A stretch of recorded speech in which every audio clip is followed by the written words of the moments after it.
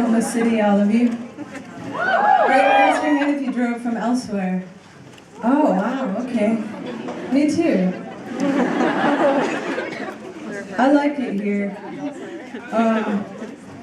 I've been here just a couple of times, and they're great people here. This is a poem I wrote for my dog. She's in the back right now, and she's sleeping, she's snoozing. She's had some health stuff go on in the last few days, and it's been super scary, and it makes me love her times a million. I loved her times a million before, so I guess I love her times a billion.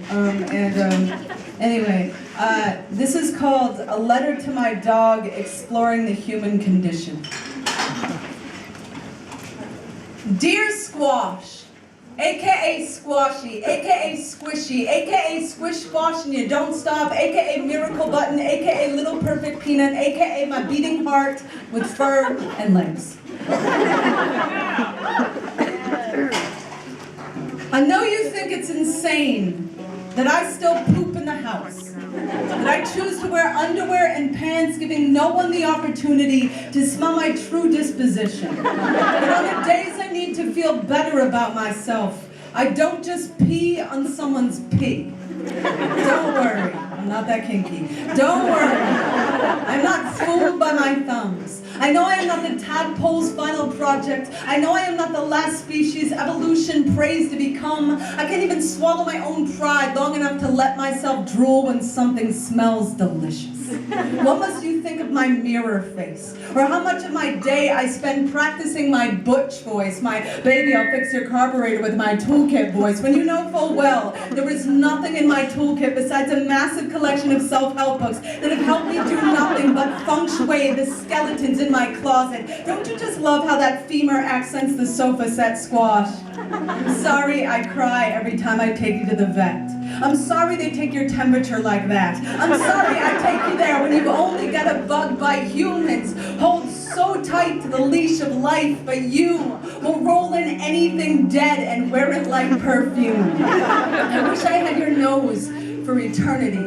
I wish I could see what you see. Where the squirrels sate in your eyes. Where the postman deserves to die even when he's not bringing bills. What's with hating the shadow the peace lily makes on the floor of the living room? I know I let you down every day. I choose to not murder the vacuum. Is it bad that I refuse to teach you to not be afraid of men? Is it bad that I want you to keep your bite and your snarl and your gleaming teeth? Is it bad that when they call you a risk, I call you a feminist? You never make fun of your friend Chloe's underbite, or your friend Willow's limp, or your friend Harvey's past trouble with the law. You never criticize me for being too uptight to let my hair down, even though you can let yours all the way out, all over my black hoodie, my black pants, the couch, the car, the chair. The online merch store that sells my books and t-shirts wrote me a letter saying, we can't continue to sell your products if they continue to be covered in so much of your dog's hair. I just assumed anything covered in you would increase in value. Remember when I told that woman I loved her, then whispered in your ear, you're my #1 girl.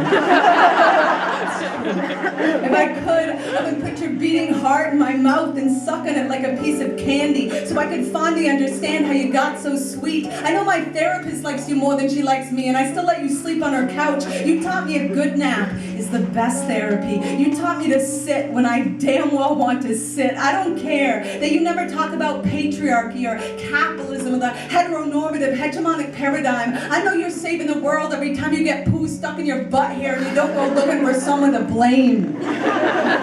Speaking of looking for someone, I can't imagine what you think of sex. I can't tell if you think it's a slobbering, badly boundary belly rub or a poorly aimed fist fight. You just perch on the end of the bed, tilting your head back and forth, wondering why I still haven't taken my pants off. I have issues, Squash. Humans have issues. We dig holes to bury our own hearts. We chew on our own bones. We escape the predator but still can't shake them off. So some of us, we wear our own bodies the way your friend Berlin wore that cone around her head. Remember? So embarrassed, but I never had a better teacher at engaging my own spirit than you. Never had a better reason to stop playing dead than the day I saw your face at the shelter, your little nose pressed against the cold glass, staring up at me like I was a gay Noah's Ark. My